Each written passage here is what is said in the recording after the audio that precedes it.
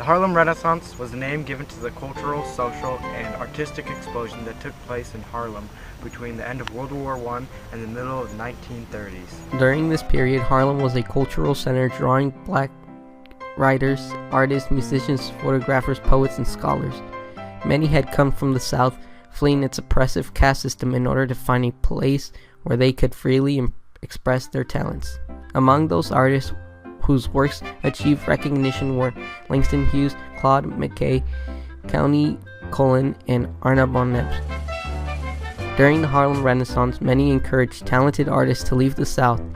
The Renaissance was more than a literally movement. It involved radical pride fueled in part by the militancy of the new Negro, demanding civil and political rights. The Renaissance incorporated jazz and the blues, attracting whites to Harlem speakeasies where interracial couples danced, but the Renaissance had little impact on breaking down the rigid barriers of Jim Crow that separated the races.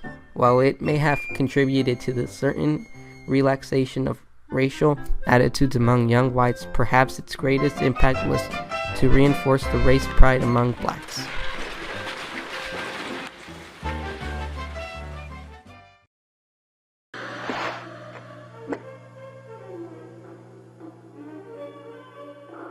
Hello, folks. I'm your fellow radio man, Mr. M, from the KYW radio station, New York's finest. I'm here to tell you about a new swinging deal on the new Motorola portable radio. The new X1 model comes in a portable case and lets you tune in from just about anywhere, and it's for the low price of only $2. It has all your favorite stations. You can tune in from all that's happening around the state, from talk radio to ball game broadcasting. You even have some stations playing the new music down in Harlem, with big names such as Duke Ellington, Billie Holiday, Roy Morton, and Louis Armstrong. They can also tune into the big names performing live at all the happening clubs, with Apollo Theater, Cotton Club, and the Guild Theater, all down in the happen part of Harlem. So don't delay. Go to your local shop and pick up one of the Motorola radios so you can tune in to me and all that's happening around the state.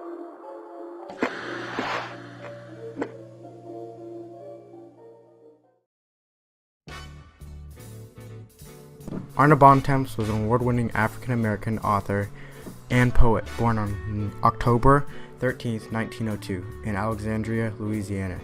Known for his books featuring black characters, he wrote many notable works including God Sends Sunday, 1931, Black Thunder, 1936, Story of the Negro, 1948, and Great Slave Narratives in 1969. He died June 4, 1973, in Nashville, Tennessee, while working on his autobiography. Arna Wendell Bontemps was born October 13, 1902, in Alexandria, Louisiana. He had a middle-class upbringing and was the son of mixed racial heritage. His father, Paul, was a stonemason and had descended from French plantation owners in Haiti and their slaves. Yeah, I remember Paul. He came up to us one day, me and my buddy were hanging out. I can't remember what he did to us, but it really pissed us off, so we ended up getting into a fight with him. His mother, Maria, claimed English and Cherokee Indian bloodlines. Both parents had passion for the arts. Maria Bontemps, who taught public school, painted and drew while her husband enjoyed playing music. Bontemps grew up in Los Angeles, California, where his family moved when he was only 3 years old. While his father pushed for him to follow in his footsteps and become a mason, Bontemps had developed an early love of literature and poetry. In 1920, he enrolled at Pacific Union College, later called UCLA, where he studied English and graduated after just 3 years. After graduation, Bontemps moved to New York City and took a teaching position at Harlem Academy in 1924. The move and the work quickly immersed the aspiring writer in the blooming world of the Harlem Renaissance. Here, Bontemps thrived. Magazines such as Opportunity and Crisis, the NAACP Monthly, published his poetry and awarded him prizes for his work.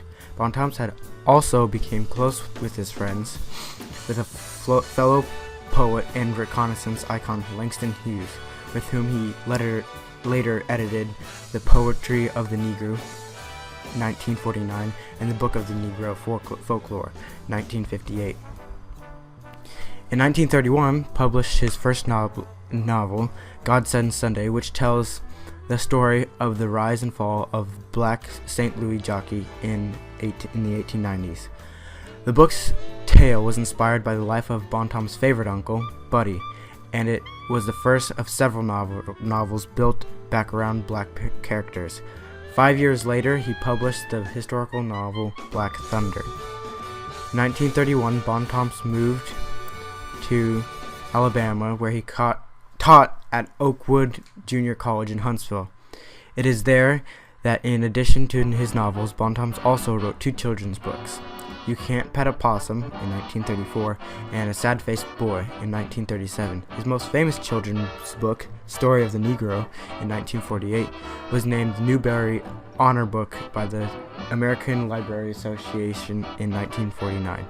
Bontemps' teaching career also included a stint as principal at Shiloh Academy in Chicago.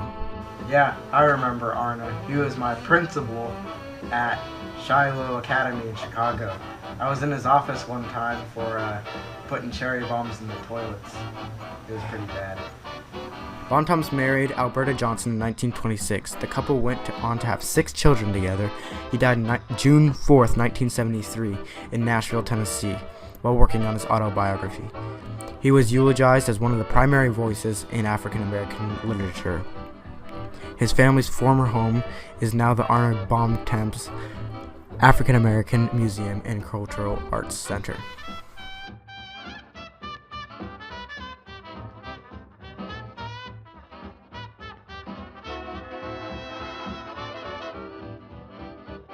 Filthy prank!